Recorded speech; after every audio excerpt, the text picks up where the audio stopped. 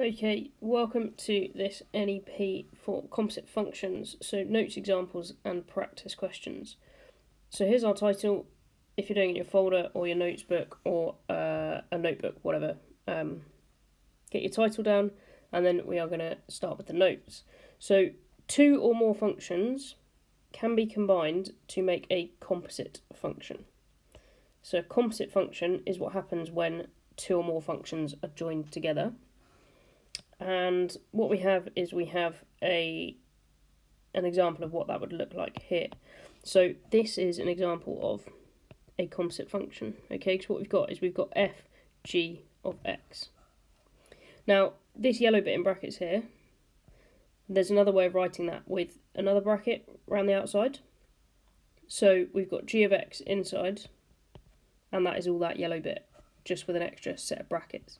Now this is really important because that tells us what order we need to do things in. So we need to do this bit first inside the first bracket. Okay, so we need to apply g of x first, and then once we have g of x goes into f of x, and we'll see that in the examples. And then composite functions can be applied numerically or algebraically. We'll look at both examples. Numerically is easier, algebraically is a bit more challenging. And then the blue box here, which is often key hints and tips, says the order in which functions are applied is very important. So fg of x is not the same as gf of x in most cases. So they're the notes. We'll do a summary at the end as well. We're going to move on to the examples so we can see how these work. So next what you want to do is write a little subheading, examples, and then example number 1 says if f of x equals x squared and g of x equals 3x minus 1, find first fg of 5. Okay, so remember what we're doing is we're doing this g bit first. Okay, so that's inside, that function already exists. We can see that here, we can block it off. So we're going to find g of 5. And we do that by putting x equal to 5 and then putting it in g. So that equals 3, 5 minus 1. And that can all go in your calculator or in your head, that gives you 14. Now, g of 5 is 14, so now what we're going to do is we're going to do the f function, but actually what we have is this bit in here is now 14. So we are now finding f of 14, because the g of 5 is 14, so we can swap that in. So f of 14 means we are putting x equals 14 in here. So 14 squared, and that is 196. So that is my answer after I've put it in both functions. Okay, moving on to part B. Again, we are thinking about what order we want to do it in. So f of 5 we need to do first, and that already exists as a function. I can see that that is f of 5, and that means x equals 5 goes into f. So f of 5 equals 5 squared equals 25. And now I'm going to do g of that. So if f of 5 is 25, then what I'm doing is I'm doing g of 25. So that means putting 25 in, like so.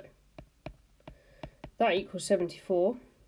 And just making the point really, really clearly here that we have gf of 5 and fg of 5. And these are not the same. So that's what we mean when the order that the functions are applied in is very important. Okay, our final example is C, which is GG1.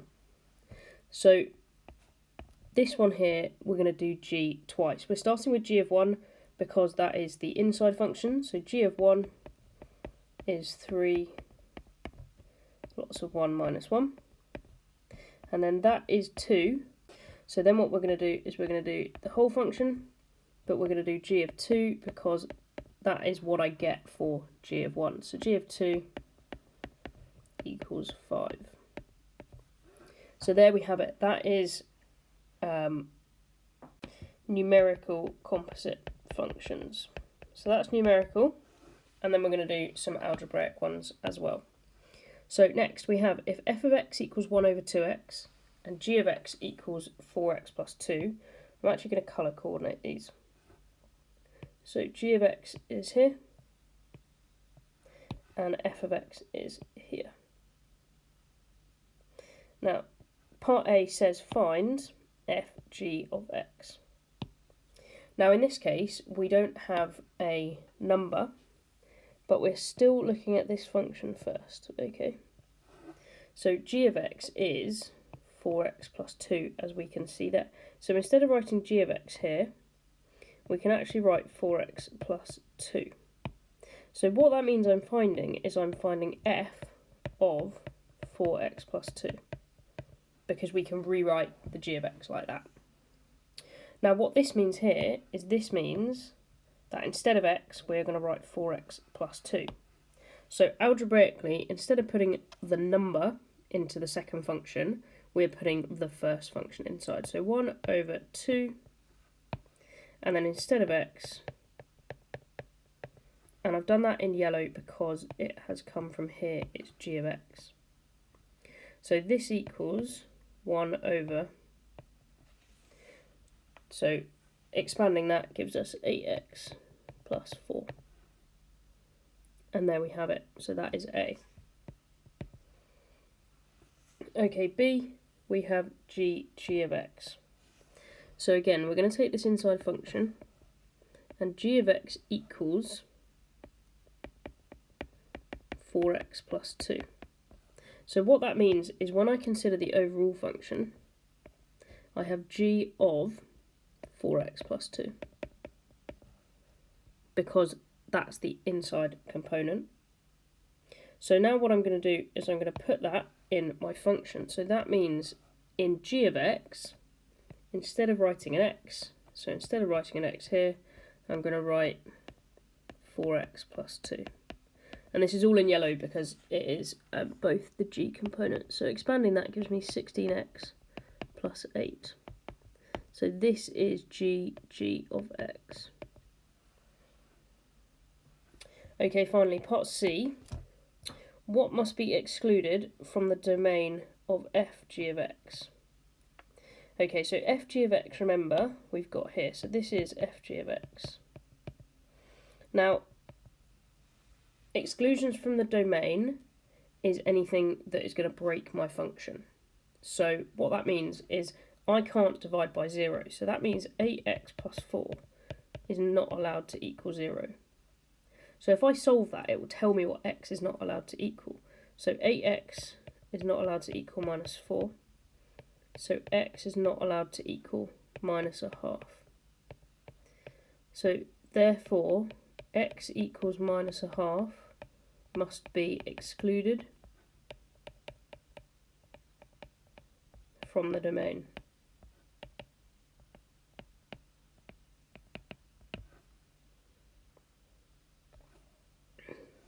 Okay, so question 3, we are still looking at composite functions and we're looking algebraically.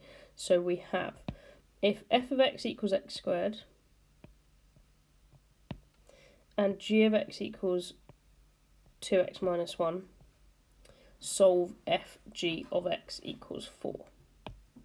So remember, we're looking at the inside function first. The inside function g of x exists and it is 2x minus 1. So what I'm finding is I'm finding f of 2x minus 1. So that means wherever there is an x in my f function, instead of x I'm going to put 2x minus 1. So this is actually 2x minus 1 all squared. So that's a double bracket.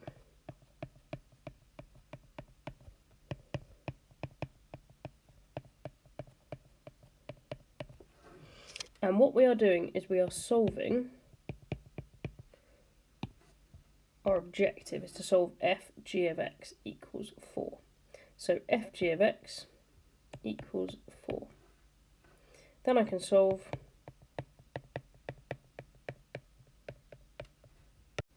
So x equals 3 over 2 or minus a half.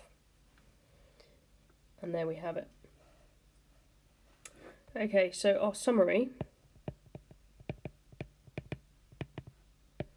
So we must always consider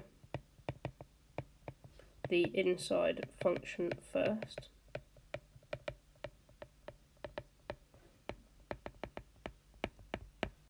And algebraically,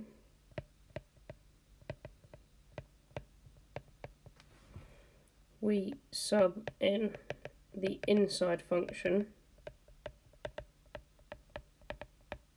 in place of x in the outside function. But we can set that up with this notation nice and helpfully. And then the final thing we're going to write is exclusions from the domain. So the denominator can't equal 0, then solve. So that's the bottom bit. Or if I have a square root, then whatever's inside my square root cannot be less than 0. So we can't square root a negative number, so that's how we find the exclusions from the domain for a square root. So that's our summary. Make sure you've written that down, made it nice and clear, put some notes around it, and then we're going to move on to the practice questions.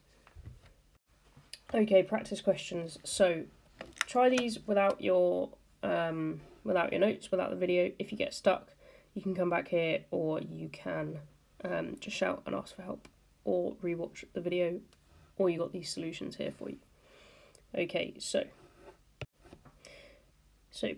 p of x equals 2x squared, q of x equals 12 minus 3x, and r of x equals minus 2x with a modulus.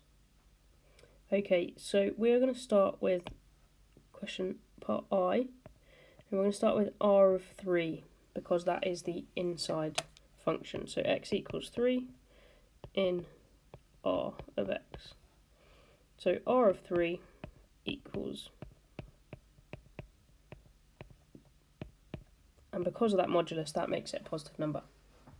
So then what we are finding is we are then finding the overall function, so we're finding p of 6. So 2 6 squared. So that's our first answer. Okay, next one, again, inside function first. So x equals 3 in q of x. So q of 3 equals 12 minus 3x. Intriguing. So that means we're subbing in 3 again, because q of 3 equals 3. So 12 minus 3, 3. And now what that means is for that particular input, my output is the same.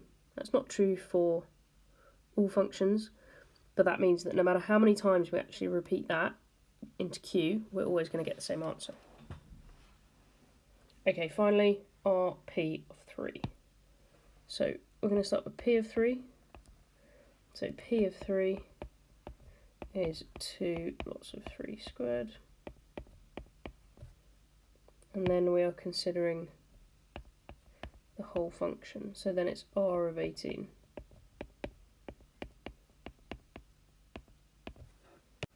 So that equals 36.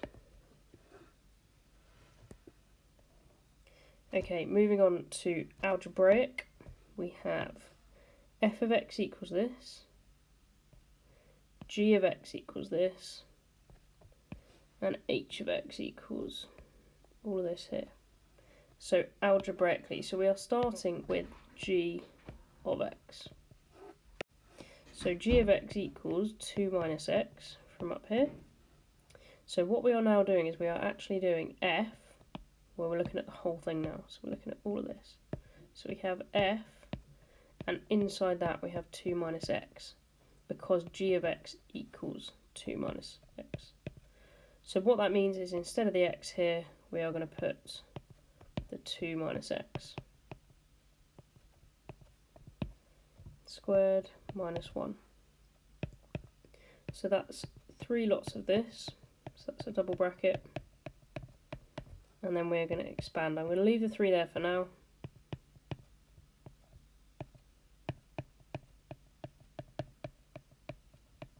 And then I'm going to expand, so 12.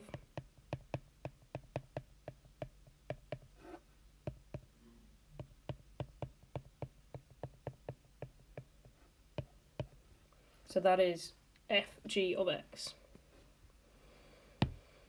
Okay, so over here we have g of x first again. So g of x is 2 minus x. So what we are finding with my overall function is h of 2 minus x. So that means everywhere there's an x, I need to put 2 minus x. So on the top, and then over x, so this one actually goes in twice, plus 1. And then I can simplify, so this is hg of x.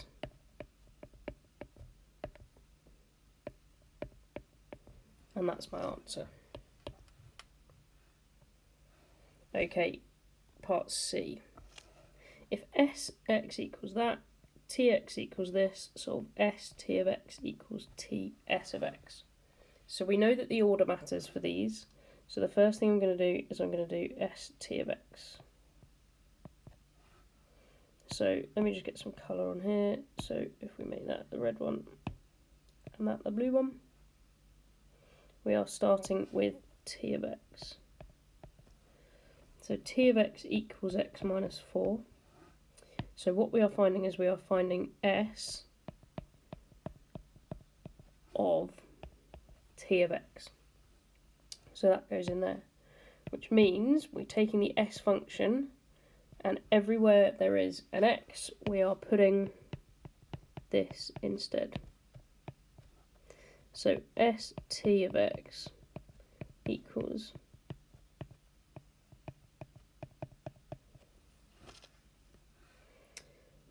then the second one we want to do over here. Now this one we are starting with S of x. So S of x equals x squared. So that means we are doing T of x squared.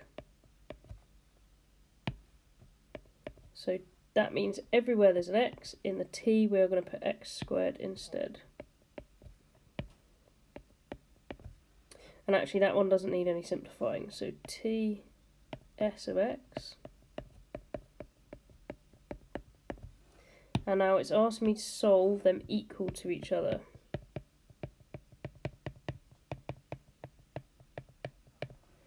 Okay, these will cancel.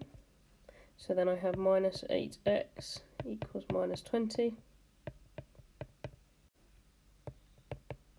X equals 2.5. So that is our answer for that composite function solving question. Okay, I hope that's been helpful. There are plenty of other videos at www.stutchfield.com, so head over there if you would like some extra help.